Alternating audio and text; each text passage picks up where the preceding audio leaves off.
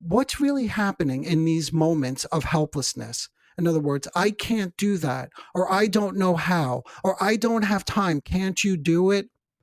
And why is that not the communication, appropriate communication in a loving relationship? Often, the emotions being expressed aren't entirely genuine. Instead, the helpless person denies or suppresses their deeper feelings and replaces them with a different dynamic, a narcissistic type of relationship. This isn't a connection based on mutual understanding or shared emotions or shared responsibilities in the relationship.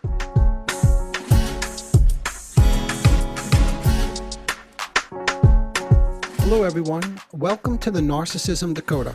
I'm your host, Dr. Anthony Mazzella. In today's episode, we're diving into the topic of helplessness. And I'm very excited to talk to you about this because this is something that deeply impacts many people in today's world. This is a theme that I've seen increasingly in my practice over the past 5 years, especially as more adults are moving back home or are becoming increasingly dependent on their parents. Vulnerable narcissism and feelings of helplessness are often at the root of this trend, where individuals struggle with emotional and financial independence. We will explore how they may experience deep emotional vulnerability, but lack the skills to seek support in healthy, reciprocal ways. This dynamic isn't just seen in family situations. I also see it in couples where one partner has an expectation that the other will take care of them emotionally, sometimes to the point of creating a caretaker-dependent relationship. In both scenarios, the reliance on others for validation and care creates a cycle of codependency that's difficult to break. Let's get right into this and explore how this plays out and what can be done to move toward healthier ways of relating.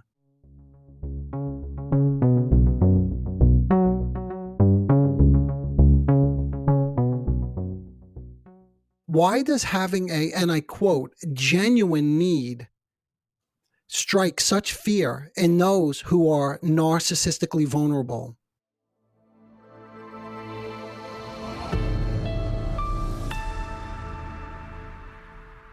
It's as if the moment you or someone you know feels a sense of vulnerability, an alarm goes off inside of you. Why does it feel so dreadful? When no one hears your cries, recognizes your pain, or responds to your needs, you are left to confront two primal fears. One, abandonment, and the sense that you are somehow too much for others to bear. Something is wrong with you.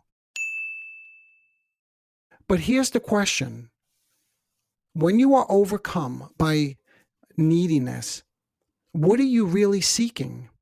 At its core, the goal of neediness is to find someone who can make you feel safe, a person who can hold space for your anxieties, respond with emotional attunement, and avoid meeting your desperation with anger, annoyance, or frustration, even in the most challenging moments. Why does the fear of encountering anger or frustration feel so potent for those who are narcissistically vulnerable? It often begins in childhood, when early expressions of need, whether through smiles, cries, or pleas, were met with indifference, annoyance, or irritation. These children learn to doubt their ability to draw, and I quote here, caring attention to their emotions. Instead of finding a caregiver who could contain and soothe their distress, they were left to fend for themselves emotionally. The caregivers could not be there in the way they were needed. Perhaps the adults were too stressed, too depressed, or too preoccupied. When the help is repeatedly not available, over time, the developing child adapts by employing omnipotent, and demanding strategies to get their needs met, laying the groundwork for a narcissistic approach to relationships. Despite their desperate need for emotional attunement and understanding, these individuals often come to associate vulnerability with danger, as their earliest experience taught them that expressing need could invite rejection, anger, or even punishment. So there's the danger and there's the link. They express a need and they end up feeling rejected, or someone gets angry with them and punishes them. This fear, again, this fear of vulnerability continues to echo into adulthood, making genuine connection feel both essential but unfortunately out of reach. But wait, you may now be thinking, many narcissistically vulnerable individuals often come across as helpless. Isn't that expressing their needs?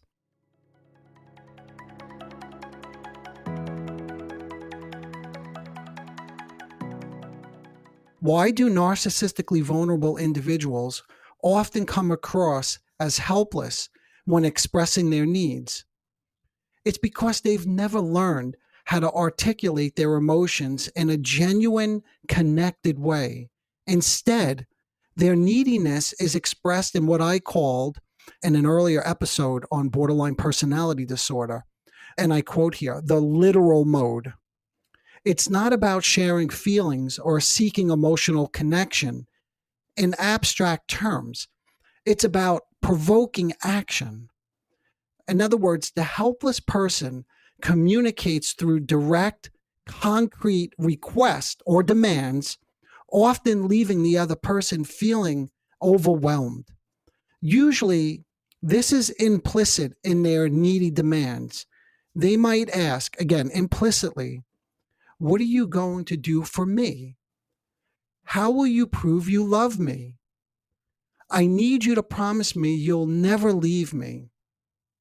Or they may issue explicit demands like, "I need you to take care of," and right here, you could fill in the blank. Take care of what? Cleaning, cooking, shopping. Or, "I need you to," again, here, you fill in the blank. You know this perhaps as good as I do, right? But the main point is typically it involves, "I need you to do something for me." Now, what's the problem with that, by the way? Isn't that what loving couples do? Don't they ask one another to do things for them? What's really happening in these moments of helplessness? In other words, "I can't do that," or "I don't know how," or "I don't have time. Can't you do it?" And why is that not the communication, appropriate communication in a loving relationship? Often, the emotions being expressed aren't entirely genuine. Instead, the helpless person denies or suppresses their deeper feelings and replaces them with a different dynamic, a narcissistic type of relationship. This isn't a connection based on mutual understanding or shared emotions or shared responsibilities in the relationship. It's a relationship centered on meeting the helpless person's immediate needs with little regard for emotional reciprocity or genuine attunement. In this dynamic, the individual isn't truly seeking emotional connection, but rather a reliable source to fill their sense of lack. Someone, anyone, who can step in and alleviate their overwhelming need. I hope that makes a little bit clearer why this isn't an appropriate dynamic that takes place in a loving relationship where it's more mutual. At its core, what I'm describing here, this is an act of survival. The helpless person has learned to prioritize having their needs met over risking the vulnerability of true emotional connection. The result is a relationship that feels transactional rather than reciprocal, leaving both parties struggling to find the depth or meaning they might otherwise crave.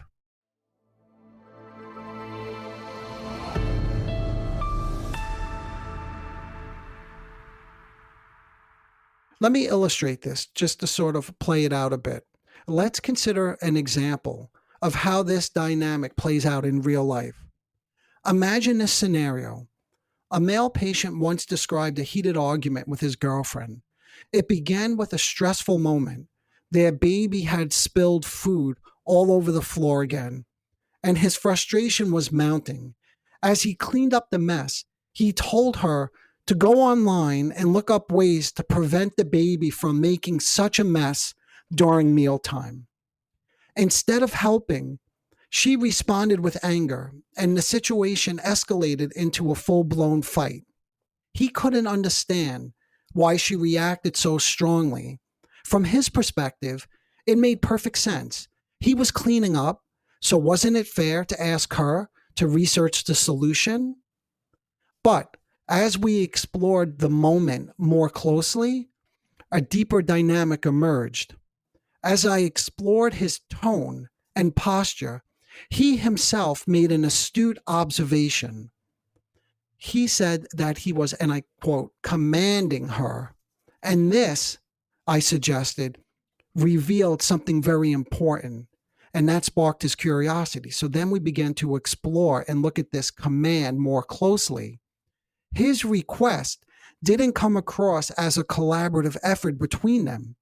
It was delivered and most likely felt like a demand. Through further reflection, we uncovered the root of his demanding reaction. He felt a deep sense of helplessness. Faced with the baby's repeated messes and unable to resolve the problem on his own, he experienced a surge of that dreaded helplessness we've been discussing. Demanding that his girlfriend take action by immediately looking up solutions wasn't just about solving the problem. It was about regaining control of the situation and ultimately himself, his own emotions. By putting the focus on her, he could temporarily push away the unbearable vulnerability of feeling powerless and helpless. Why do moments of helplessness so often manifest as demands on others?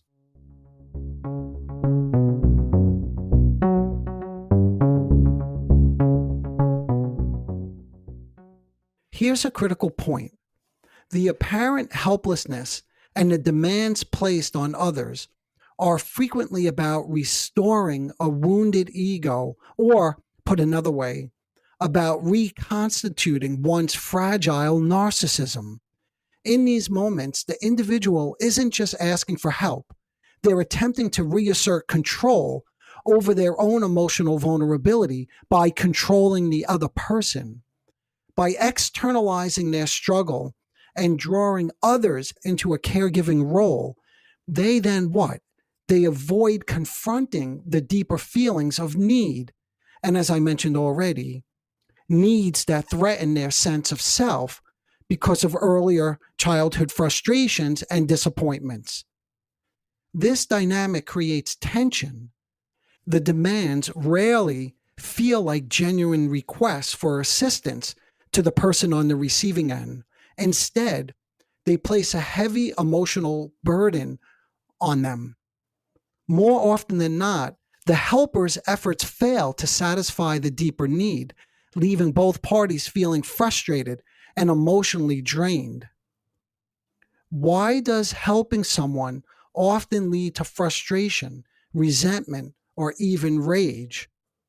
When the helpless person needs remain unmet, it doesn't just affect them. It also takes a toll on the person trying to help. So I'm asking you to straddle two things in mind right here, if you can. We have the helpless person making demands, right? So he or she doesn't feel vulnerable. So that's the helpless. And now I'm asking you to keep in mind that this also has an impact on the person who's helping. So we have the helpless person and we have the helper. For the helping person, right, that's the helper, managing these concrete demands is intensely challenging. These kinds of needs are about doing rather than understanding, which makes it nearly impossible to simply contain the helpless person's emotions or offer them the emotional resonance that they really crave. Remember, I said earlier, that's what they're really looking for. That's what went missing. They're looking for someone to be emotionally attuned and understand them. When this goes unnoticed, the tension grows as the helper's emotional investment begins to clash with their inability to resolve the situation. For instance, you cannot help your teenage daughter be more reasonable and stop dating her abusive boyfriend, nor can you stop your spouse from binge watching football and drinking all weekend. These are just a few examples of this dynamic, but let's explore more closely another way this presents itself in everyday life. Consider, for example, a mother who welcomes her grown adult child into her home after a setback. Perhaps they failed at work or are struggling with a personal crisis. Or consider a devoted spouse caring for a partner who's depressed after losing a job. Despite their best efforts, the helper's support seems to have no effect, and the helpless person remains entrenched in their emotional state. When the helper's efforts fail, it's not just about failing to, and I quote, wake up or, and I quote again, reach the helpless person. And by the way, if you have somebody like this in your life, I think this will resonate with you. You're doing everything possible to help somebody, and they don't seem impacted by it at all. In other words, they're not getting any better. They're not becoming more autonomous or independent. It's also about the helper failing to live up to their own image of themselves as successful or capable caretakers. In other words, you're putting in all this effort, but on another level, you're looking to feel a certain way. Because the helpless person doesn't respond with a great deal of gratitude, remember, because this is a demand, implicit or explicit, you are not feeling quite acknowledged or rewarded. The frustration of not being able to fix the situation shatters the helper's sense of effectiveness and begins to erode their self-image as someone who is competent and nurturing. Yes, you heard this correctly. I'm suggesting, perhaps uncomfortably, that even the helper experiences a narcissistic injury, becoming enmeshed in the dynamic as their self-worth becomes linked to their perceived ability to rescue or restore the other person who's in that helpless state. Okay, you may now be asking, what happens when this emotional frustration becomes too much to bear? At this point, the helper's frustration often boils over. A mother, for instance, might demand her adult child to get out of bed, stop sleeping all day, or at least help with the chores around the house. A spouse might push their partner to stop drinking, stop watching football, get off the phone, or just do something, anything, to show that they're taking more responsibility around the home. These demands, however, aren't just about the helper trying to push the helpless person into action. They're about the emotional eruption that comes from feeling powerless, exhausted, and unappreciated. The helper, having invested so much energy into trying to fix things, can no longer tolerate their own helplessness in the face of another struggle. Okay, let's take this just one step further before we begin to think about solutions. What do you imagine happens next when the helper begins to feel helpless?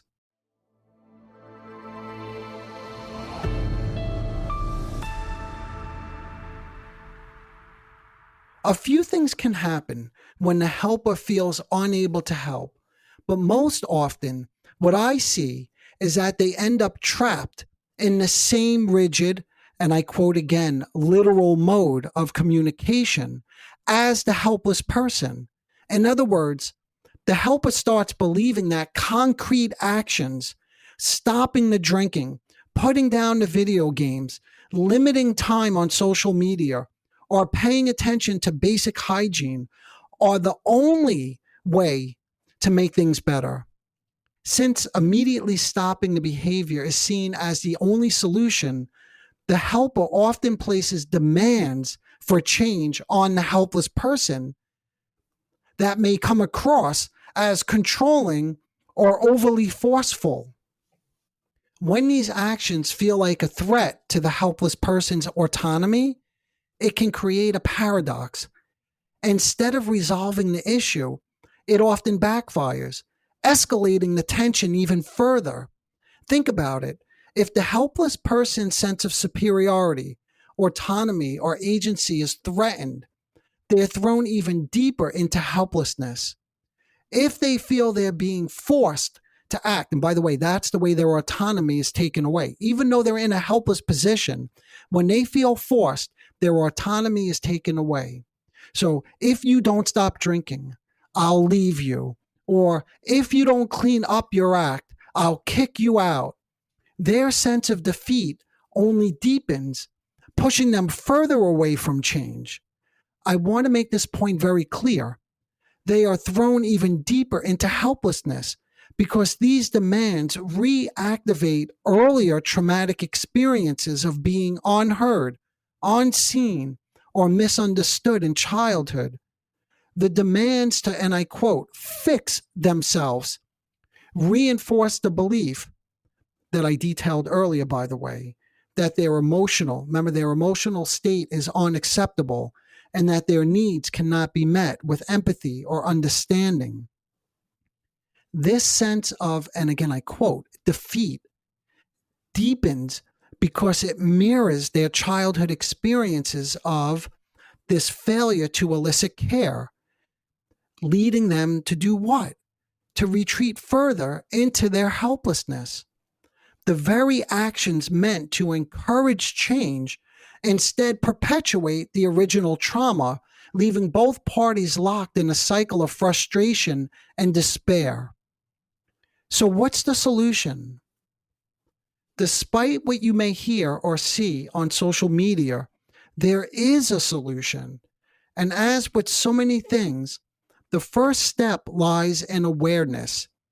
If you can understand and internalize everything that we've explored today in this episode, understanding the problematic dynamics of helplessness and the deep underlying factors that keep helplessness alive, you've already begun the process of breaking the cycle.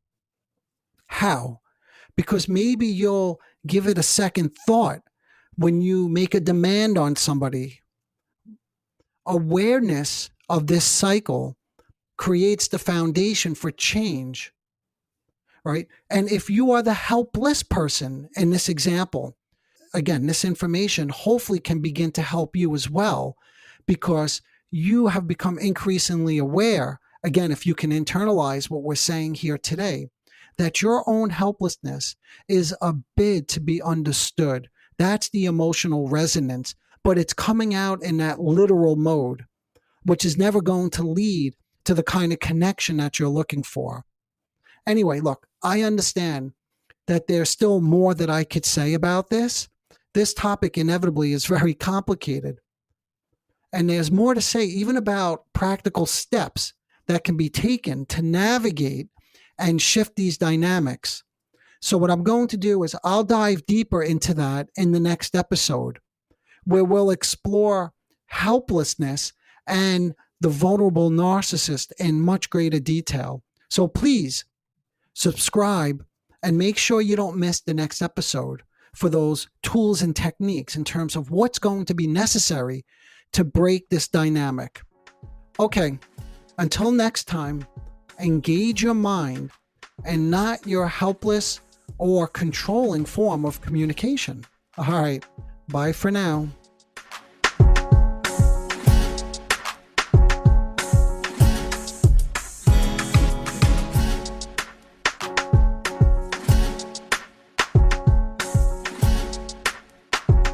Disclaimer alert. The Narcissism Dakota podcast is provided for general information purposes only.